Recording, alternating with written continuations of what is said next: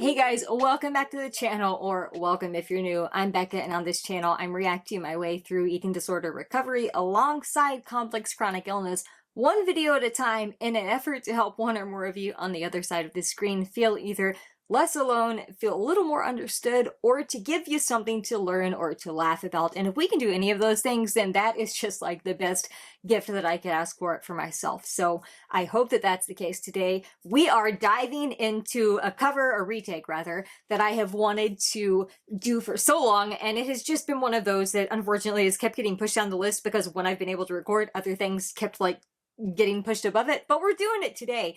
We're doing Ren's retake of Bittersweet Symphony by the Verve, and I cannot freaking wait to see what he does with this track. So without any further ado, let's take our breath and get into this video.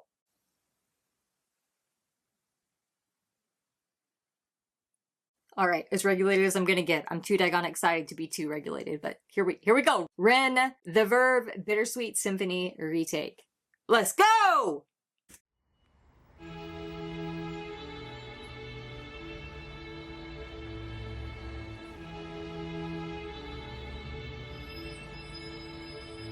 I've got dirt on my Reeboks from staying up all night, spend my last £10 on this pack. Wait, this isn't a rap song. This is not hip hop.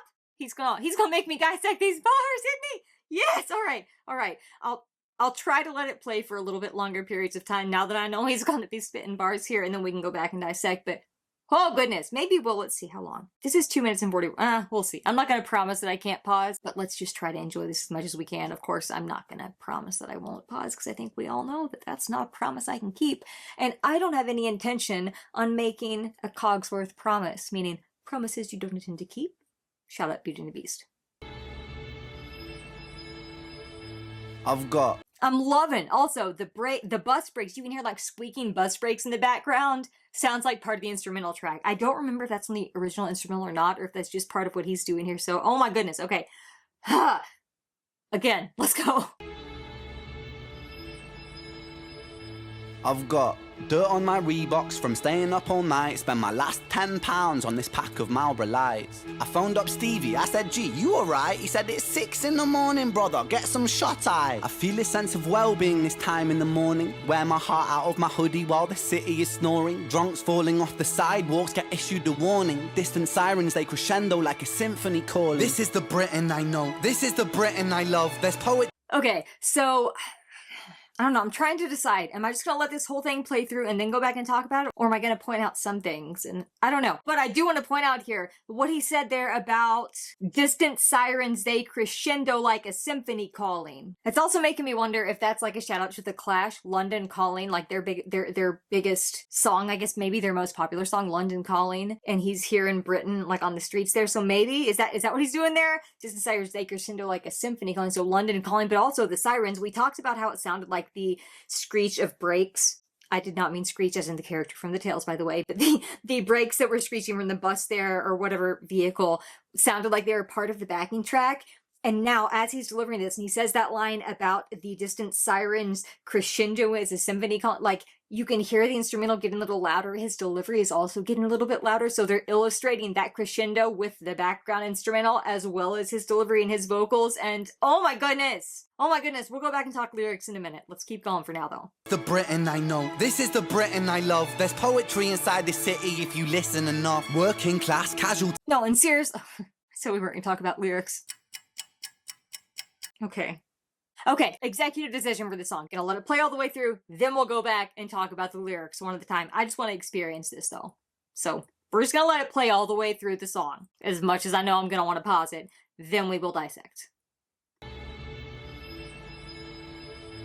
I've got dirt on my Reeboks from staying up all night, spend my last £10 on this pack of Marlboro Lights. I phoned up Stevie, I said, gee, you alright? He said, it's 6 in the morning, brother, get some shut-eye. I feel a sense of well-being this time in the morning, wear my heart out of my hoodie while the city is snoring. Drunks falling off the sidewalks get issued a warning. Distant sirens, they crescendo like a symphony calling. This is the Britain I know, this is the Britain I love, there's poetry inside the city if you listen enough. Working class casualties out on the street, sleep rough, while a mother with her baby takes her pram to the pub. And while she's knocking them down, the cost of living goes up. I can't relate to politicians with their head in the mud. I resonate with messy Fridays with the boy smoking bud. We do our bit to numb the struggle, as below so above, and as above so below. Here in the city we glow. I blow a smoke ring up to heaven and it makes a halo. And then the clock strikes 7, guess it's time to head home. My companion is the city, so I'm never alone. I'm stepping in and out of gaps of the pavement cracks, and if I go to sleep now, that's an anticlimax. People rise for work and the sun mirrors that. A perfect juxtaposition for those out on the lash.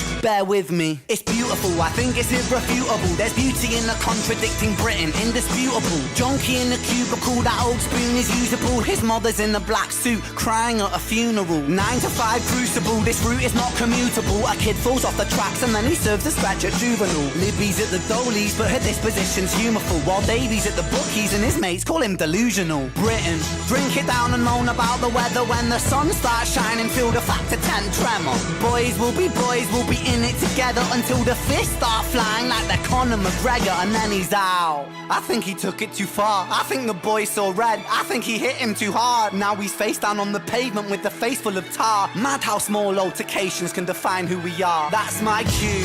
I guess it's time to head home. It's bittersweet how my high found its way to below.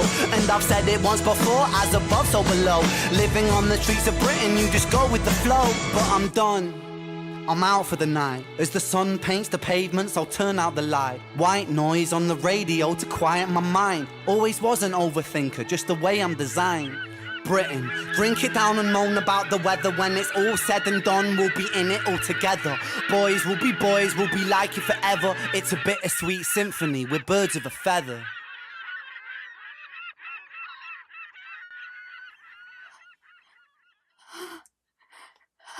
Okay. I don't know why I'm having to hold back tears right now. It's not because it was sad. I mean, some of it was emotional, but mostly because I love music and I love Ren, and that it just really got my heart, guys. That was just so well done. Now we're gonna go back and we're gonna dissect it, but I just wanted to let it play in its entirety, and I'm so glad I did, because I wasn't expecting to like get choked up. And again, it's not like tears of crying because I'm sad. It's just I'm so emotional because music hits my soul so deeply. It's impossible to not feel every little tiny bit of it. I'm having trouble gathering my words, but before we go back to like the beginning and start working through the lyrics, I do want to remark on there at the very end, as he was squatting down there sitting outside like that door that like against the wall there, you could hear the birds. I'm assuming though this is Brighton, I'm assuming, because that's where we know the birds can be heard like that, the seagulls. They come in and then he says that line, it's a bittersweet symphony, we're birds of a feather, and you're hearing those birds, and then it fades to black, but you're still hearing the birds. When everything else fades out, the other audio fades out, the visuals fade out, yet you still hear those birds. So tying again back to what we're getting ready to talk about earlier on, when he's first talking about the streets. If you listen, there's poetry in the streets, there's a symphony calling in the streets, and the sounds of Britain and all of that. Those birds, a big part of it there. But let's go back closer to the beginning and start working our way through the actual breakdown and dissection. I've got dirt on my Reeboks from staying up all night. Spent my last £10 on this pack of Marlboro Lights. I phoned up Stevie, I said, gee, you alright? He said, it's 6 in the morning, brother, get some shut-eye. I feel it. Okay, what I'm loving here with the beginning of this, you can tell Ren in this, I know this was filmed years ago, like at least a few years ago, so it's most likely, I don't think his health was in the best place. I don't think it's necessarily like at its absolute worst, or he wouldn't be able to be walking around like this. But I also, he's been through a bunch of crap right now. At this point, up to this point, he had been through a bunch. He's still going through a bunch. He has been through a bunch since then. But I love that you can sort of like see the tiredness on his face. And that could also be an intentional choice for this video, because the narrative he's saying, he's like, I've been out all night. I'm calling up my friend Stevie. And he's like, hey bro, it's 6 in the morning. 6 in the morning. Get some shut eye. So you can tell he's like been awake all night. So you can see that he's tired, and yet, yeah, he's tired and he's been out all night. Yet he's just kind of walking around like without a care in the world, phoning up Stevie saying, gee, you all right? And then just the way he's walking with the swagger and swinging, he's got the cigarette in his hand, which I know he doesn't do anymore. But the way he's walking, the way he's just sort of taking it in, it fits with the vibe of the instrumental, and just this overall feeling of, as we're getting ready to see in the line that he's getting ready to say, I feel a sense of well-being this time in the morning. So we're gonna let that part play through, but I do want to remark really quickly, I don't know if I've ever mentioned this on the channel. I think I have. My very favorite time to be outside, outdoors, is at like 3 or 4 o'clock in the morning when the entire world is asleep. My second favorite time to be outdoors is right as the sun's coming up, like right here, 6 o'clock, as the sun's come up and you're literally greeting the sun. Even better if you've been outside in the dark when the world's asleep and you're staying outside and the sun's coming up, which is the vibe that I'm getting here. And you can see as he's walking down the street here, the sun is rising. You can see it there in the background. You can't see the actual sun, but you can see the sunlight like from the sunrise that's coming in, and the way that it's like playing off the tree. Oh my goodness, this is just a beautiful scene here, and it's so simple. The video is simple in the fact that it's the one shot of him walking here, but as always, the videography is so on point and excellent, and the staging is just so beautiful. And you can see it on his face. Maybe he's tired from me now, but he's like, I love it. I feel a sense of well-being this time in the morning. And a lot of times, I like that time in the day before the world wakes up, or just as the sun is, or just as it has come up, because a lot of times that's before the day has a chance to start throwing things at you that are stressful, that are chaotic, that go, for lack of a better word, wrong or not like you would like them to, or things that are unpleasant, or just the busyness of life in general. If you can have that time for yourself in the morning, it is possible that you can tap into that sense of well-being a little more. And I just love that he is illustrating that, not just with the lyrics themselves and saying it, but in the way that he's walking, and the smile on his face, and his general attitude and vibe here. Oh my goodness, I'm loving it. Loving it. You alright? He said it's 6 in the morning, brother. Get some shut-eye. I feel a sense of well-being this time in the morning. Wear my heart out of my hoodie while the city is snoring. I love the way he said it. Wear my heart out of my hoodie. So, as you all know, I love words. I love wordplay. I get so fixated on it. And the phrase that you would more commonly hear is, I'm wearing my heart on my sleeve, meaning I'm letting my emotions show. I'm letting people see me. I'm being open. I'm being vulnerable. I'm just experiencing. I am just being here, being present in the moment, experiencing it, and I'm letting those emotions be known and be seen and be shown. But I love the way that he twisted the phrase and said, wear my heart out of my hoodie, because he's actually, I think he's wearing a tracker jacket there, maybe. But regardless, wears heart out of his hoodie. So instead of just heart on my sleeve, that cliche phrase, he added that little spin on it. So same meaning, but very Ren in the spin of phrase that he did there. So that's a very Ren spin. Hashtag Ren spin. Is that now a thing? I don't know. Are we going to make it a thing? We're going to see. But I just love the way that he worded that, and I had to remark on it. Wear my heart on my hoodie while the city is snoring. So I'm showing it. I'm letting it be shown. I'm letting my emotion be shown. I'm putting it all out there while a lot of the city is still asleep. A lot of the city is still asleep, but I'm out here. I'm just being me. Shout out to NF. I'm just being me. I love that. Let's keep going. Loving it. Oh my gosh, this is so fun. Wear my heart out of my hoodie while the city is snoring. Drunks falling off the sidewalks get issued a warning. Oh, then there's that line, drunks falling off the sidewalks get issued a warning.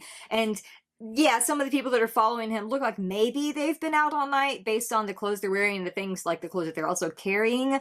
And also, as they were sort of like stumbling a little bit there on the sidewalk and he was kind of turning to look, he didn't like stumble because he was drunk, but he kind of stumbled a little bit there just kind of looking at it. So as always, illustrating the lyrics with the way that he's moving and the way that he's walking and interacting, and everyone, oh my goodness, this man.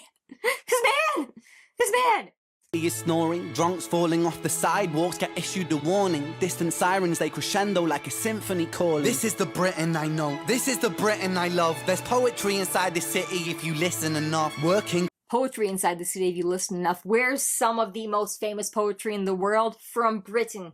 From Britain. That's where some of the most famous poets of all time originated. That city has so much poetry on a literary level, so much history and poetry there. And he's also talking about just the city as a whole being this work of poetry, the souls in the city, the sounds of the city, the symphony. Symphony, souls and sounds. We're going with the S's today. It's a symphony of life with all of the poetry and the sounds and the souls and the sights and the sirens. Oh my gosh, we're just throwing the S words out there, aren't we? Woo! Son of a gun. There's another one. I'm loving it though. I am loving this so much. And I love that he's talking about, you know, he's wearing his heart out of his hoodie. He's like, this is the Britain I know. This is the Britain that I love. This symphony of this entire just picture, this entire existence of this city, of the city as a whole, the people in it, the motion, the sounds, the lights, everything about it, the feeling. This is the Britain he knows. This is the Britain he loves. And there's poetry if you listen enough, but you have to be present and mindful to listen. You have to be able to just be in the moment and listen to hear the literal and metaphorical poetry that can exist just from being in a place that you love, that you know so well, and that you are paying attention to. Mindfulness, paying attention to the present moment intentionally and on purpose without reservation or judgment. Oh my goodness, this is a mindfulness song now. Poetry inside the city if you listen enough. Working class casualties out on the street sleep rough, while a mother with her baby takes her pram to the pub. And while she's knocking them down, the cost of living goes up. I can't relate to politicians with their head in the mud. Ain't that true? Ain't that true? We're going on it right now. Okay, so October 27th, as I'm filming this, I am hoping that what I'm about to say does not end up being the case. However, as it stands right now, on October 27th, 2025, there are millions of Americans facing going without their benefits that they get to literally have food to live and survive in this world. And these are not people who are just choosing to take the easy way out. If you're not looking at the screen, know that I was saying all of that with major quotes, because that is an argument that gets thrown out by able-bodied people who don't seem to be able to tap into empathy and understand that not every single person is able to make a living wage. And a lot of people that get these benefits, okay, I did not make it on soapbox, but guess what? He threw that line on there about I can't resonate with the politicians with their heads in the mud. Me neither, bro. And the population of homeless or unhoused individuals, both here in America and there in Britain, and just anywhere, it is very unlikely and very rare that someone has gotten to that point in life solely because they weren't trying to succeed in life. There is so much crap. You can be born into a situation in life that doesn't really give you a chance to get, to make your way up in life. You could come into a health issue. You could go bankrupt for whatever reason. Someone could steal everything from you. There are so many different things in life that can put you in that position, and people who act like they're better than people who are in that unfortunate position really just tick me off, because everyone is one bad thing happening, one thing happening in their life away from everything being gone, because this world is so fleeting. And I am just co-signing everything he said there. I can't relate to politicians with their head in the mud on all that, because there are millions of people in America right now on October 27th, as of today, 2025, that are facing November 1st coming and not having the benefits that they need to get the food that they need to survive and live. That's wrong. That's wrong. That's not politics. That's not a political thing. Humans. It's humanity. You deserve food. You deserve the basic human needs. Maslow's hierarchy of needs: food, shelter, safety. You deserve those things, no matter who you are, because you're a human. I did not mean to get on that soapbox here, but he did throw that line in there, so I felt like I needed to at least say it. I am hoping and praying that by the time I'm editing and uploading this video, that something has happened between now and October 27th and November 1st, and this is not going to be the case. As of right now, today, as of last night, when it was announced by our current administration, it is the case. And it's, honestly, it's despicable to me. It's despicable to me. That's the state of the country that we're living in right now. But anyway, back to the matter at hand, the song, the reaction. And I also love the juxtaposition of the lines there. He says, working class casualties out on the street sleep rough. So he's talking about people that were working class, people who were born into the working class, but then for whatever reason have been knocked even further down to where they're not even really able to work. The casualties of being born. How dare someone not be born in the upper 1%? How dare you? You should have control over where you were born. You should have control over that. I'm being very sarcastic here if you cannot tell.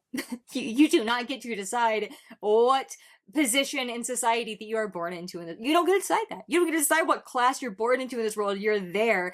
And a lot of times you aren't given the help and the assistance and the support and, fill in the blank here that you need to actually make your way up to a more stable life. And then you can find yourself out on the streets like that. And the way that he called it working class casualties, the way he put those words together is just so perfectly accurate for the experience. And then he follows that with, while a mother with her baby takes her pram to the pub. So pram being a stroller, so she's pushing the baby. Now a mother with her baby takes her pram to the pub. I guess that could also be like if you're talking about a woman who is pregnant with a baby, because they could be using it in like a metaphorical sense like that. But you do see in the video here a woman pushing her stroller. So I'm assuming that's what he's going with there, illustrating that line. And while she's knocking him down, here's the juxtaposition I enjoyed. While she's knocking him down, talking about the drinks, the cost of living goes up. So she's drowning. She's in that work.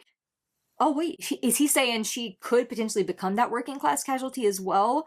Because while she's in the pub downing the drinks, the cost of living's going up, but she's there trying to drown like the sorrows and drinks and all that. Oh my goodness gracious. Okay, so while they're just trying to get through their day, while this woman is pushing her baby in a stroller just to go get some drinks at the pub, what an illustration. You want to go get that drink so bad. I don't even think that he's talking about like addiction here to those drinks. However, I'm trying to be careful the way I say that because of, YouTube's stupidity. However, I do think that he is referencing it as like an escape from the life, an escape from the working class casualties, an escape from the stressors and pain and stuff in life. And then as you're doing that, you don't necessarily have money to pay someone to watch your child. So you're taking the child in the stroller with you to the bar, and then you are just drinking the drinks as the cost of living in life is still going up, but you're just trying to drown your sorrows metaphorically. Shout out to Vincent Sale Sunflower's prologue there, drowning your sorrows. I just love that juxtaposition. And while she's knocking him down, the cost of living goes up. I can't relate to politicians with their head in the mud. Abso-freaking-lutely. Knocking them down, the cost of living goes up. I can't relate to politicians with their head in the mud. I resonate with messy Fridays with the boy smoking bud. We do our bit to numb the struggle, as below so above. And as so he don't resonate. He can't relate to those politicians with their head in the mud. He resonates with messy Fridays, with the boys smoking bud. We do our bit to numb the struggle, as below so above. So I think there's a few different things here.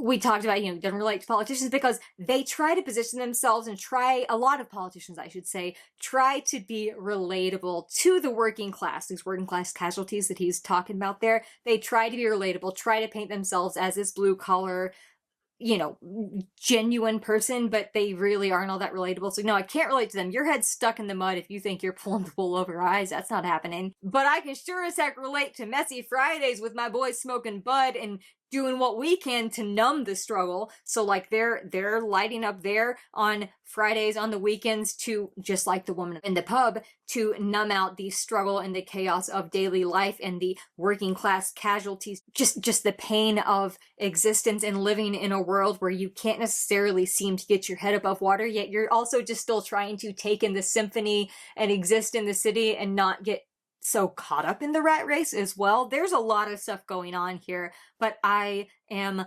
loving that he is bringing up that concept. And then the as below, so above. We're back to juxtaposition in the line that's coming up, because he ends the line with as below, so above. Then the next line starts with as above, so below. Here in the city we glow. So he's basically, I think what he's saying here. Now, I could be wrong. There could be a million different directions. There probably are many different directions.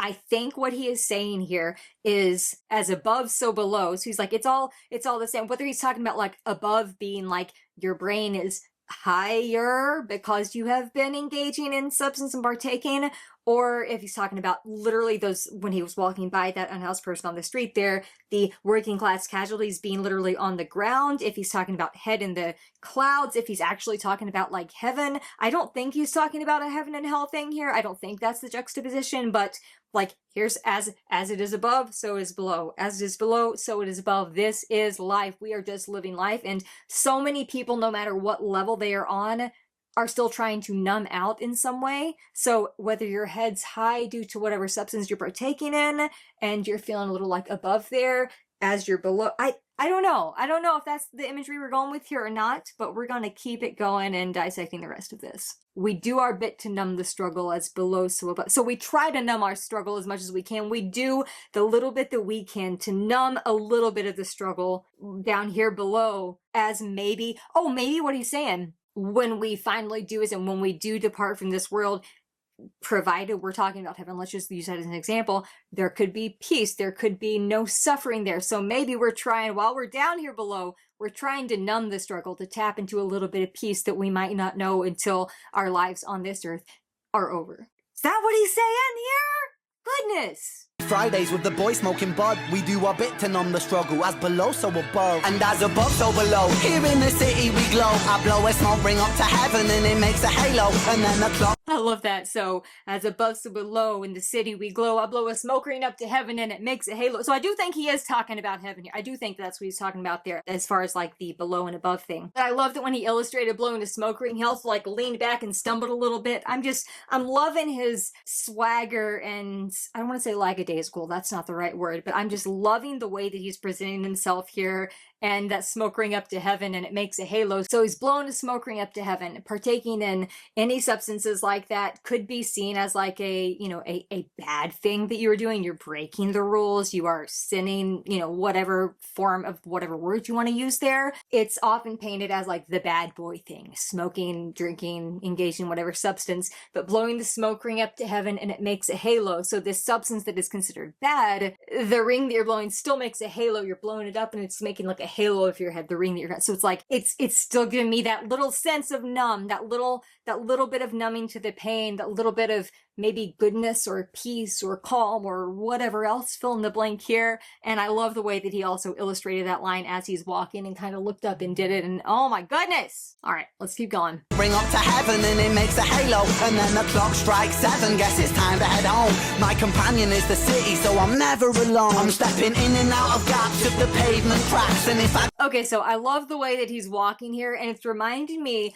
of part of the Losing It music video where he's kind of walking like when he's got like the basketball and he's like dribbling it back and forth. But also there are a couple of other times in that music video, I believe, where he's doing this like wide stance back and forth, left to right. And he's talking about, the clock strikes 7, so he's been out there for an hour now. It was 6 at the beginning. Now the clock strikes 7. Guess it's time to head home. I guess it's time to head home now. My companion is the city though, so I'm never alone. It's not like I've been out here alone all night. I might have been out on my own all night, but I'm not alone because my companion is this city, the Britain I know, the Britain I love, this symphony, this poetry, this is my companion, this art, this city that is a work of art in all of its humanity is my companion, so I'm never alone. But I guess it's time to go home now, and the clock strikes 7. Also, I think I would be a fool to say that that's not a tie-in to the smoke ring up to heaven, because 7 is very much a biblical number. Also, it rhymes with heaven, so it fits the line really well. However, I love that he is talking about the city as his companion and mentioning that because of that, he's never alone, even if he's literally walking out alone here, as he said, stepping in and out of gaps on the pavement cracks. And you could see, I mentioned him going side to side, but he's actually looking down at the little rectangle bricks there as he's walking on the different cracks and it's making me a little nervous. Okay, I'm going to be fully honest with you. It's making me a little nervous because OCD has, since I was 6 years old, OCD has convinced me that if I step on a crack in a sidewalk, and this is going to sound a little cliche because, when you're a kid on the playground, there's that, step on a crack, break your mama's back, and then people joke about that and whatever. But it wasn't a joke to my brain, to my obsessive compulsive and what I now know autistic brain, but specifically the OCD. It was not a joke. It was a rule and an obsession and a compulsion then that my brain internalized, and I can count on one hand the number of cracks in the sidewalk I've stepped on since I was 6 years old, and that is over 30 years. Okay? For over 30 years, I've been convinced that if I step on a crack in a sidewalk, someone in my immediate family is going to not be on this earth anymore as a result because I stepped on a crack. And I am aware that that is illogical, okay? Obsessive compulsive disorder, hence the word disorder. It's not logical. Disorder is not logical, and yet it still exists. So it's making me a little nervous watching him do that, but I'm sticking with it because I'm enjoying this video, and I love everything that he does, but I love that he's saying like, okay, my companion is so I'm never alone, stepping in and out of gaps of the pavement cracks, and if I go to sleep now, that's an anticlimax. So he's like, I don't want to go to sleep right now. The clock strikes 7, guess it's time to head home. My companion is the city, so I'm never alone. I'm stepping in and out of gaps of the pavement cracks, and if I go to sleep now, that's an anticlimax. People rise for work and the sun mirrors that. A perfect juxtaposition for those out on the lash. Bear with me. Okay, so I love the camera work here as well.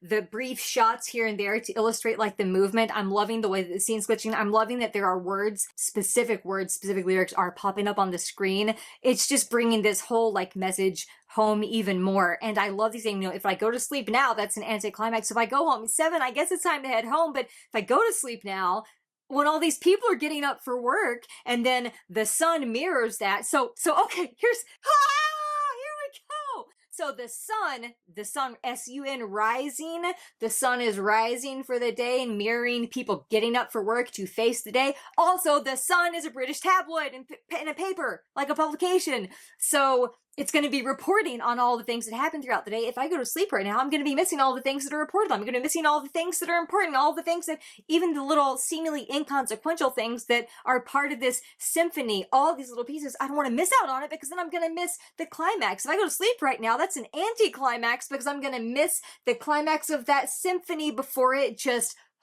crescendos into city.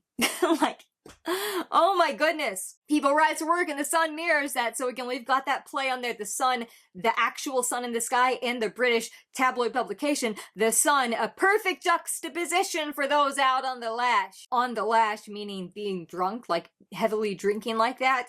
A perfect juxtaposition. So people rise for work and the sun mirrors that. A perfect juxtaposition for those out. So for those who are heavy drinking, people getting up for work, the sun mirroring that. You've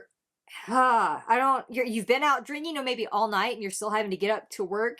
So you got to pull yourself together somehow, and you're just trying to go through the motions, yet also take in the sunrise. There is just so much here that I feel like I am missing, but for the sake of time, we're gonna keep going. And that line that we're getting ready to pick back up with, bear with me, it's beautiful. Just that line in and of itself, bear with me, is usually something that you need to say to someone when something is unpleasant or you're sharing something that is not necessarily a positive or uplifting thing, but just bear with me. Or if you're having to tell them to like, wait a minute, I'll get to the point eventually. Okay, bear with me. I promise I'll get there eventually. I promise I'll do the thing. I promise just bear with me for a while. Just hold back. Hold on. Just hold up. However, bear with me. It's beautiful. Just that line in and of itself, taken as its own little microcosm. Bear with me has that sort of slightly almost negative connotation, or maybe just impatience. And then it's beautiful in that same line, bear with me, it's beautiful. I'm loving, bear with me, it's beautiful. I think it's irrefutable. And of course, I love the multi-syllabic rhyme scheme that he's going with here. So we're going to rewind it back and talk about that. But he used the word juxtaposition there, and I love that. Because as you know, I've used that word a lot in my reactions, specifically when I'm doing Ren stuff, because he illustrates things like that a lot with his words, his actions, his lyrics, his words and lyrics. That would be the same thing. I just love it. I love that juxtaposition, that bear with me. It's beautiful. I think it's irrefutable. So let's take it back and hear that, then we'll talk rhymes and stuff. And the sun mirrors that, a perfect juxtaposition. Oh, hold on. And the sun mirrors that. The Mirror is also a British publication. So the sun mirrors. Okay, Ren, I see you. I see you. A perfect juxtaposition for those out on the lash. Bear with me. It's beautiful. I think it's irrefutable. There's beauty in the contradicting Britain. Indisputable. Junkie in the cubicle. That old spoon is usable. His mother's in the black suit, crying at a funeral. 9 to 5. Okay, now that part did get me when I was watching it the first time. I wasn't ready for that when it came out. And I'm looking, oh my goodness. Okay, so when he's delivering, we're going to work backwards a little bit here, because he's delivering the line, his mother's in a black suit, crying at a funeral. And when he's delivering that line, talking about a mother burying her son, he's been stepping like the small little bricks and the smaller squares of sidewalk pavement here, but the place where he pauses there for a split second, when the mother's standing at a funeral with the arms crossed like that, he's standing in a larger rectangle-shaped square on the pavement. Holy moly, Ren! Holy detail! Oh my goodness! Are you kidding me? I gotta take a drink. Sorry. Are you kidding me? The attention to detail! Dude! The attention to detail! Oh! Okay, gotta compose myself. I didn't notice that when I watched it through the first time, but now that we're pausing it and dissecting, he literally stopped in something shaped like a coffin there.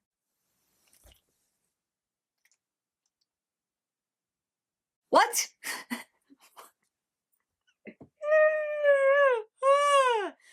So the rhymes in that section, though, you know I'm a sucker for a good multi-syllabic rhyme scheme. We've got, bear with me, it's beautiful, I think it's irrefutable, there's beauty in a contradicting Britain indisputable. So juxtaposition we've talked about. He mentioned the word juxtaposition, I brought it up a lot. That basically is just like two opposing things existing at the same time, or to like, that illustrate the difference, like two things existing that are opposites, sort of like dialectics. You've heard me talk about DBT or dialectics before. Two seemingly opposing or actually opposing things both being true at the same time, not making either one of the others not true. The power in the word and instead of like but. So he's talking about there's beauty in a contradicting Britain. So all the things that he has mentioned up to this point, the juxtaposition of the different things and the different parts of life that he's been mentioning throughout this whole song. It's like, bear with me though, it's beautiful. I think it's irrefutable that there is a beauty in this contradicting Britain, all this juxtaposition. I think that's indisputable. I think it's irrefutable. I think it's indisputable. Then we go to those lines where he says, junkie in a cubicle, that old spoon is usable. His mother's in a black suit crying at a funeral. I at first for a minute there thought that he was using the word cubicle as reference to like work, because he's talking about people getting up and working. However, now that we've noticed that thing on the sidewalk here, the thing where he's like in the larger rectangle square there on the sidewalk, I think, much like the heart out of his hoodie line was a twist, was a Ren spin, hashtag Ren spin. Okay, I guess it's a thing now. God, and it's cheesy. It's a cheesy thing now. I wish it weren't. It sure isn't very sharp. I better do a cheddar job. Oh my goodness. That wasn't very good. Make me shut up. Make me shut up. Okay, that was it. I'm out of them. Couldn't think of any more. Holy moly, Swiss cheese. And that was lame. Okay, keep losing my daggone mind right now. But to actually get back to the song, I think that he is using the word cubicle there as a synonym for coffin. So this junkie in a cubicle. So this person has, their life is gone because that old spoon is usable. The spoon being the instrument used to partake in this substance. And again, I'm intentionally being vague with my wording because of YouTube's stuff. However, using a spoon with certain substances, that's how you consume them. But now that old spoon is usable because this person who was a slave to that substance is in a cubicle, is in the ground in his coffin, and his mother's in a black suit crying at his funeral. Like, there's also, I mean, I'm thinking, I initially thought that the cubicle was like referencing work there, but then I do think that is more of a metaphor that he's talking about there. But mother in a black suit, obviously a lot of people wear black in mourning to funerals and for periods after losing someone. I also think there could be a little bit of like a layer thing there, just using the word cubicle and black suit with like the business side of things, not saying that his mother is in a business suit or that he is actually in a cubicle at a job, but I think Ren is too smart and intentional for that not to be one potential layer of just those two lines connecting each other. Because then the next line, 9 to 5 crucible, this route is not commutable. So 9 to 5, working this 9 to 5 grind, this job that is literally driving you into the ground. This is a crucible. Crucible being like a rectangle, a box, a lot of times one that is like withstanding a lot of heat, a lot of pressure and things like that. So like 9 to 5, you're in this 9 to 5 crucible, whether that's your actual job that you're working in a cubicle at work, whether you're, as a result of being this working class, are now hooked on these substances and your full-time job is just trying to stay alive to engage in these substances. But then that 9 to 5 crucible where you're being pressed and put into this box, the route is not commutable. This route is not commutable. So the route of getting into the ground like that, once you're in that box, once you're in that crucible, once you're in the ground, once you're in that coffin, you can't be commuting anymore because you are not alive here on this earth. Also, 9 to 5 crucible, this route is not commutable, could just be like, if we're going back to like the business analogy there, talking about the 9 to 5 grind, feeling boxed in by the life that you are living, the working class 9 to 5 blue collar job you are having to live in. every day, get up, punch your time card in, sign, whatever it is, and you are just feeling drained by that, this route is not commutable because it's like, it's not even something that, I don't know. I had a thought, and now the thought is out of my head. So instead of trying to find that thought, maybe it'll come back to me in a minute, but we're just gonna keep on going. He's keeping the rhyme scheme going though. He still isn't done with the rhyme scheme. So I know we talked about, you know what, actually, we're gonna talk about that particular rhyme scheme, then we'll play it and dissect the actual meanings. But so we've got, bear with me, it's beautiful, I think it's irrefutable, there's beauty in a contradicting Britain, indisputable, junkie in a cubicle, that old spoon is usable, his mother's in a black suit, crying at a funeral, 9 to 5 crucible, this route is not commutable, a kid falls off the tracks and then he serves a stretching juvenile, Libby's at the dollies but her disposition's humorful, while Davy's at the bookies and his mates call him delusional. So we got one heck of a multi-syllabic rhyme scheme there. So let's take it back, then we'll talk about the meanings there. I just wanted to highlight the sheer number of 3 to 4 syllable rhymes he packed into those bars. Contradicting Britain, indisputable. Junkie in the cubicle, that old spoon is usable. His mother's in the black suit, crying at a funeral. Okay, so actually, mother's in a black suit, crying at a funeral. When he stood like that, it was right before he stepped into that bigger rectangle. So literally like a mother standing looking down at the coffin with her hand just at a few. Oh my gosh, are you kidding me? Oh, the intention, the art, the emotion.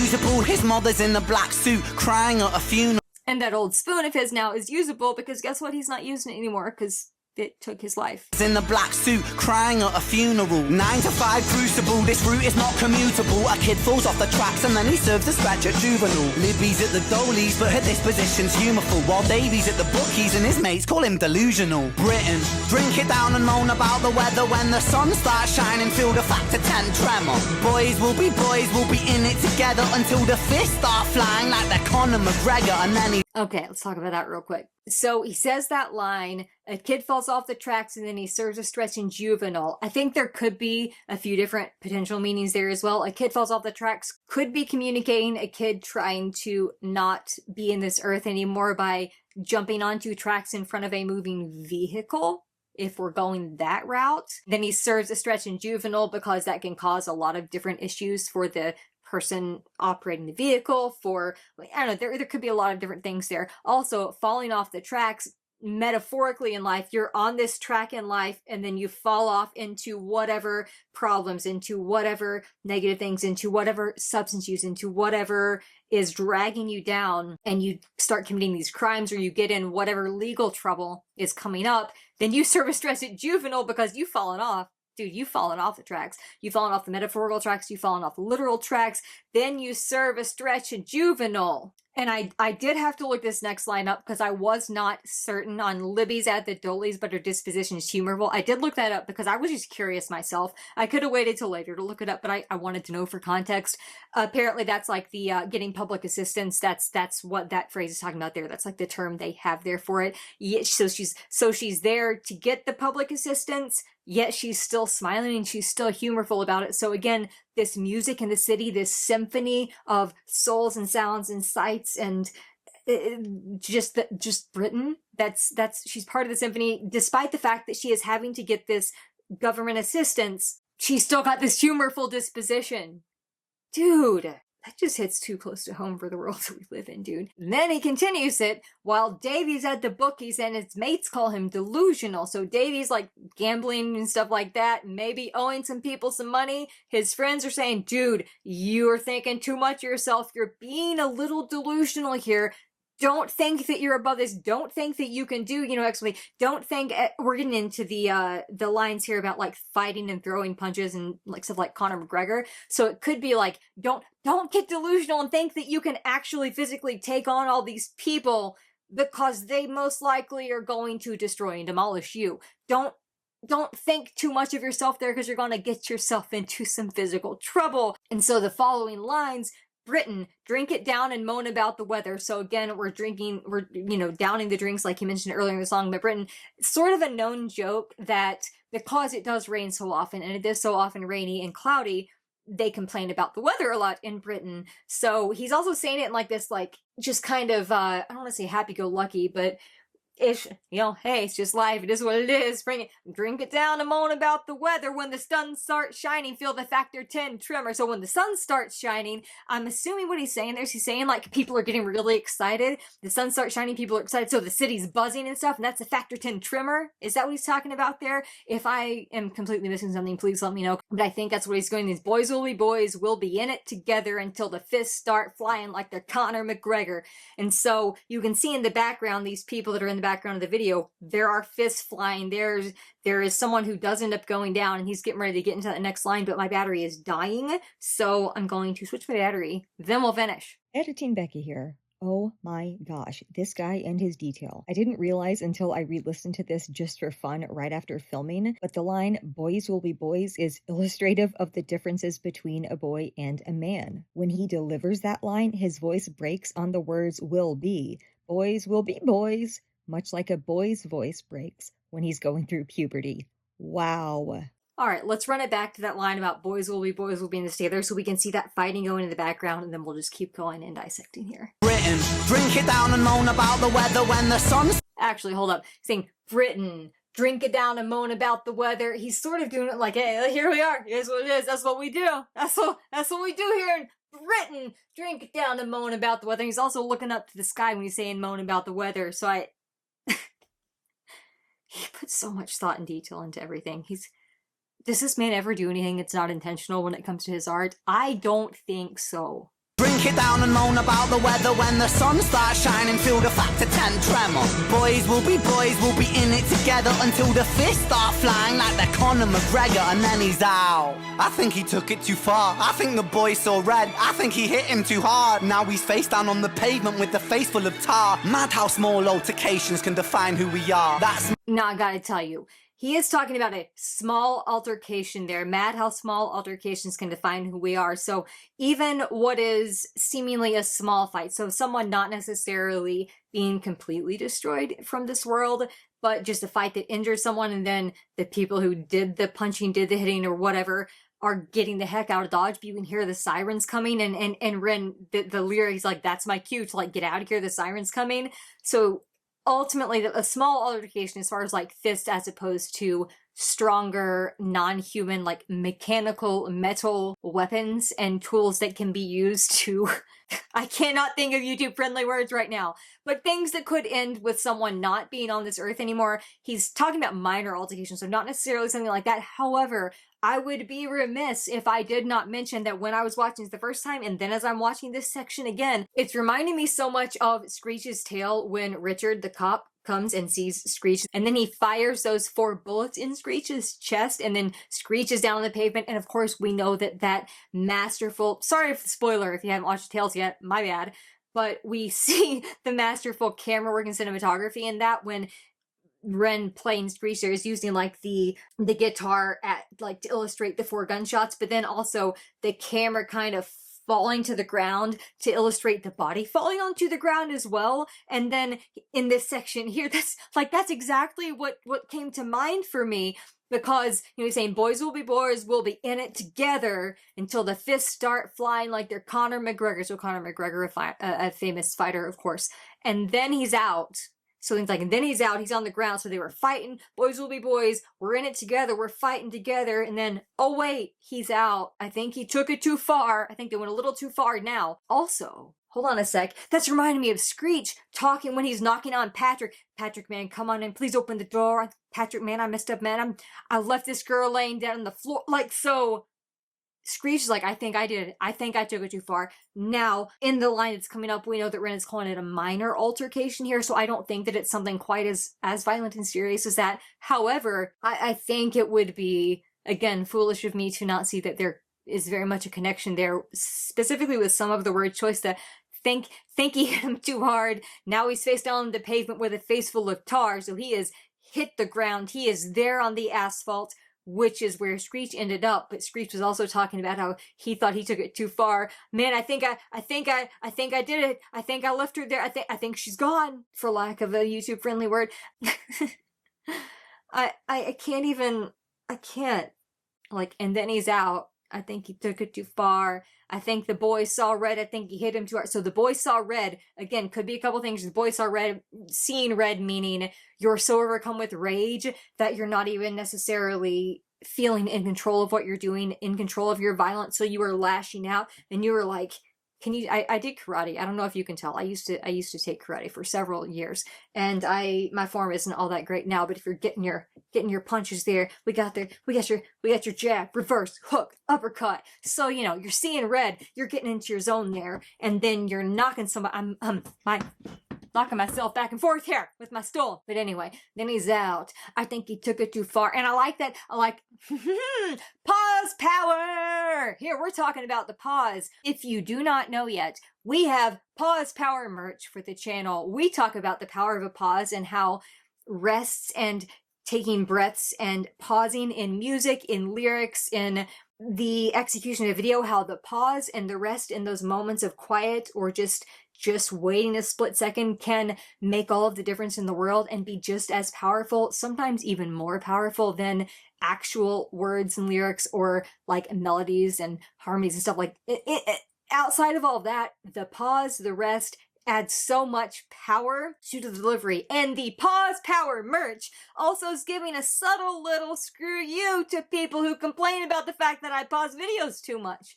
Because they don't have to be watching my videos. If you don't want somebody pausing and dissecting every detail that I can find, you don't have to watch the videos. I mean, no one's making it, but that's what I wanted to go with, like the pause power. Also, y'all know that I geek out about DBT and nervous system regulation and vagus nerve stimulation and trying to just tap into whatever regulation I can. So the power of the pause in life, the power of the pause for mindfulness that we've talked about already a little bit in this video, the power of the pause in music, and the power of just pausing and taking a breath. We've got merch for that, and also if you want to get some of that merch and support the channel, absolutely no obligation, but know that you're part of the inside joke there too, where we not only accept the pauses, but we embrace the pause and we embrace the power of the pause because we got pause power on this channel. We've got shirts and journals and stickers as of now. So again, no obligation. I just wanted to make some of that stuff available in case anyone did want to sort of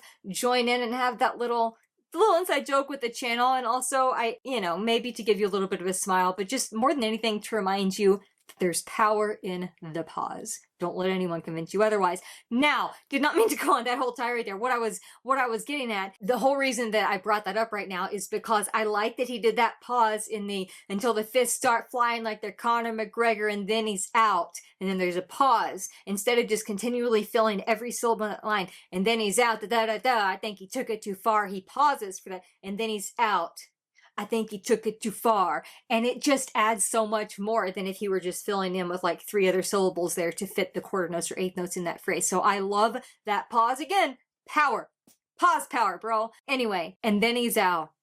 I think he took it too far. I think the boy saw red. I think he hit him too hard. So saw red, that rage, that anger, was not fully conscious of the exact amount of strength he was going. Thinks he hit him too hard in that rage, saw red, and then this horribly violent thing happened. Also, though, we're hearing the sirens, so that could be another meaning of seeing red, seeing the lights starting to come a little bit, although I do think that the first part of that it was intended was the rage, the essentially blacking out due to rage or anger or whatever. You're seeing red, so you're going to go after it, and then, oh my goodness, you hit him too hard because you were not aware or cognizant or paying attention to just how much strength and brute force you were using in this altercation. And then as a result of that, this other person's now laying face down on the pavement, on the asphalt, with his face literally there on the street, full of tar. Mad how small altercations can define who we are, because it really can. It isn't just extremely overtly, hugely violent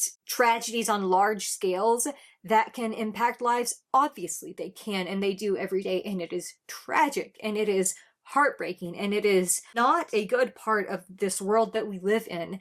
But I like that he's pointing out even these seemingly minor altercations on the day-to-day can really define like who you are. Because if you have an altercation when you're, say, an older teen or a young adult, well, I guess older teen, I'll say, and then you're in juvenile detention, as he sort of mentioned earlier in the song, that's a mark on you, people start thinking things about you that might not necessarily be true for you, even at that point in time. But even if some of the things might apply to you at that point in time, or in that instance, in whatever instance this was that you are having to go to juvenile for, it can then define who you are, both to yourself, because you can start to internalize, like, people see you as this bad person, as this person who does bad things. So maybe you start to think that about yourself. Also, if you have marks on your record as a teen or as an adult, especially as an adult, you're not getting stuff expunged and taken off your record. So if something happens, it's a small altercation, but it just happens to be in the wrong place in the wrong time,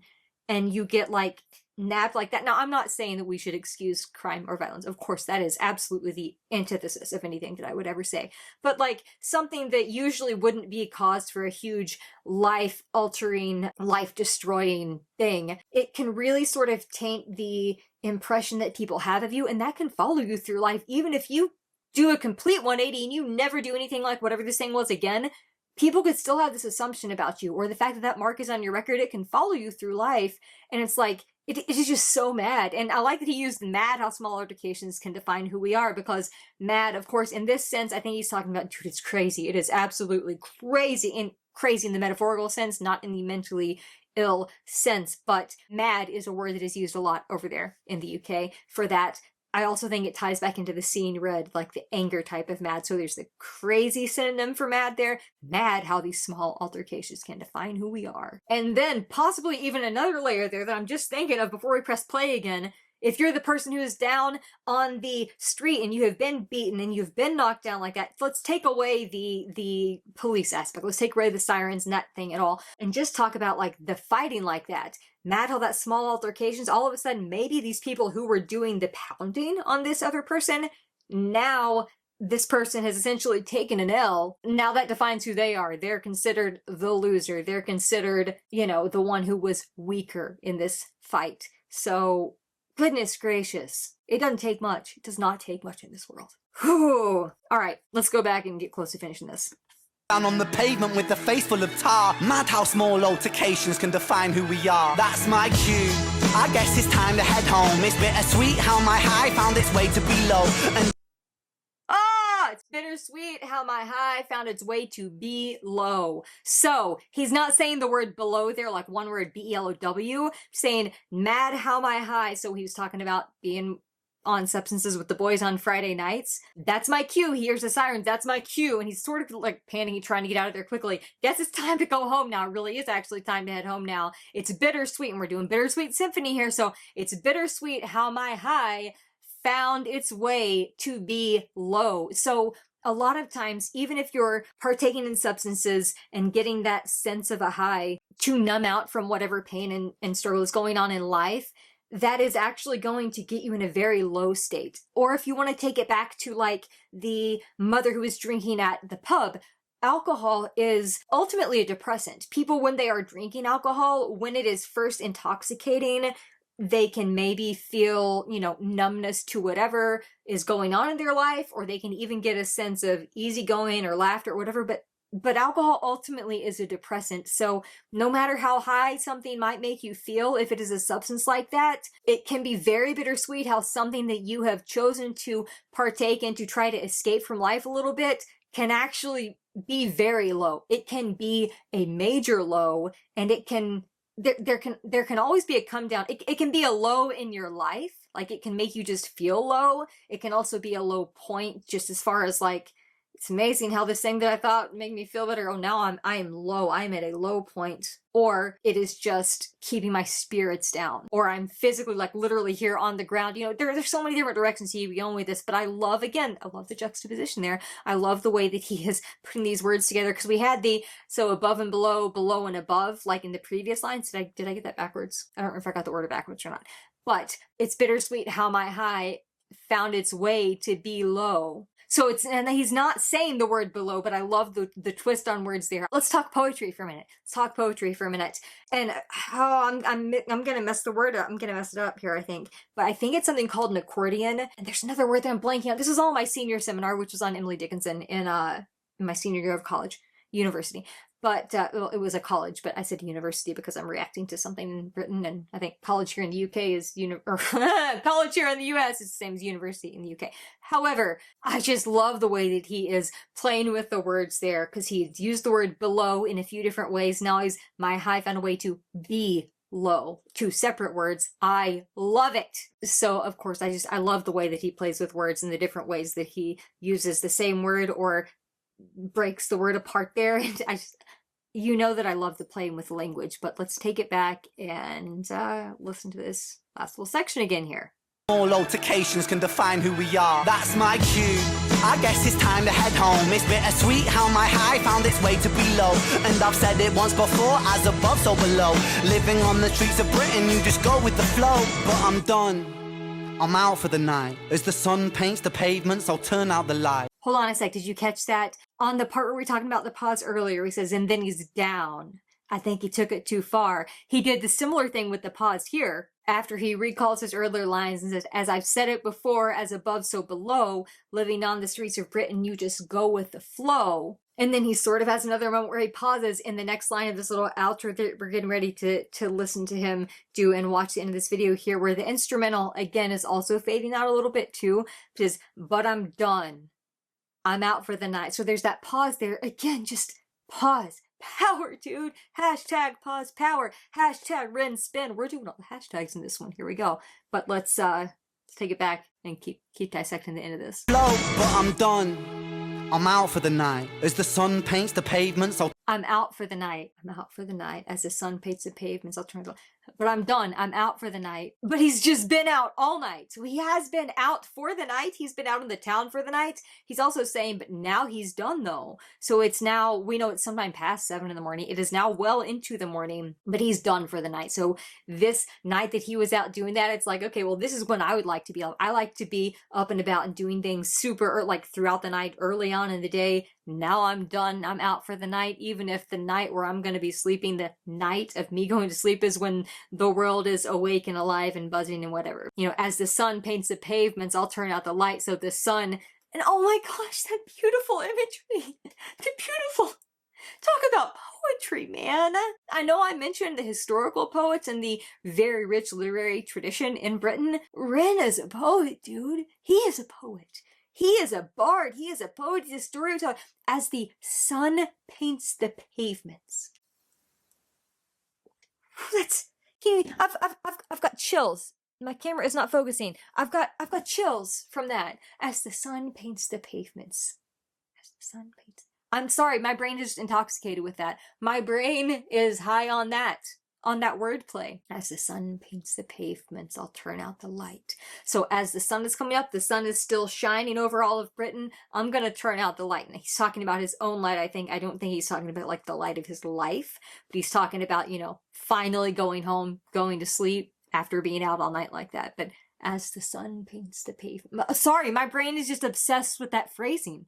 Is obsessed with that phraseology. Oh my goodness gracious. Music Man, shout out. He's our music man.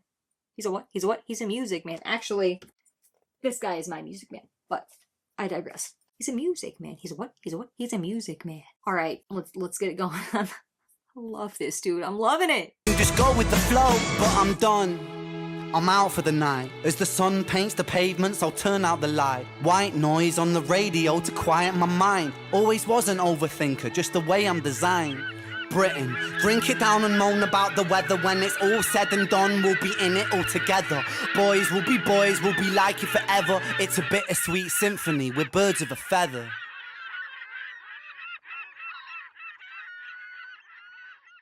Okay, we talked about the birds at the end there when we first did the watch through, and like I mentioned that before we went back and started the beginning dissection again, but I want to talk about this whole little outro section. We did that, but I'm done. I'm out for the night as the sun paints the pavements, which is just so beautiful. I'm obsessed with that phrase. I'm gonna have to turn that into some art. As the sun paints the pavements. Oh my goodness. I'll turn out, sorry, I keep talking about it. My brain is just latching onto that big time. I love it. It's just so beautiful. It's just so beautiful. I'll turn out the light. White noise on the radio to quiet my mind. So the radio is noise, okay? The radio is noise.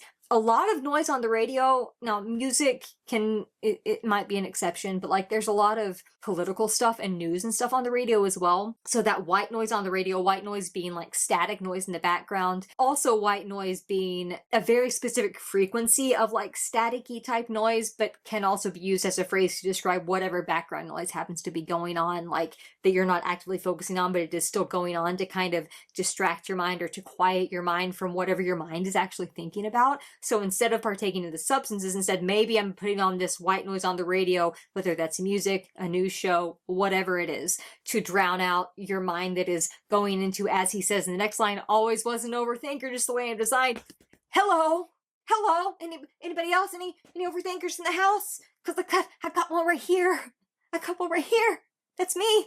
That's me, and I know that it's at least some of you too, because we've had conversations about it in my comment section before. So, white noise on the radio to quiet my mind, because it's the only way I can escape from the overthinking that is constantly going on, because I really need to get some sleep, because I've been out all night. So I need to turn out the light so I can get some shut-eye, now finally, because Stevie told me to get it over an hour ago, and I'm like, I like to be out right now. I'm wearing my heart out of my hoodie. Goodness gracious. White noise on the radio to quiet my mind, always was an overthinker, just the way I'm designed. Now, he is also mentioned in, was it in Love Music Part 4? I think it's in Love Music Part 4, where it says, and then always been low-key ADHD. So we know that that is, I think, ADHD. I think he does have ADHD. I know for me, just the way I'm designed, the autism piece of it, that is a big part of my overthinker. I know that ADHD, there's a lot of crossover there as well. So just the way I'm designed, just the way that I'm wired, okay, so that's where my brain wants to take the rhyme. Just the way I'm designed, just the way that I'm wired, just the way...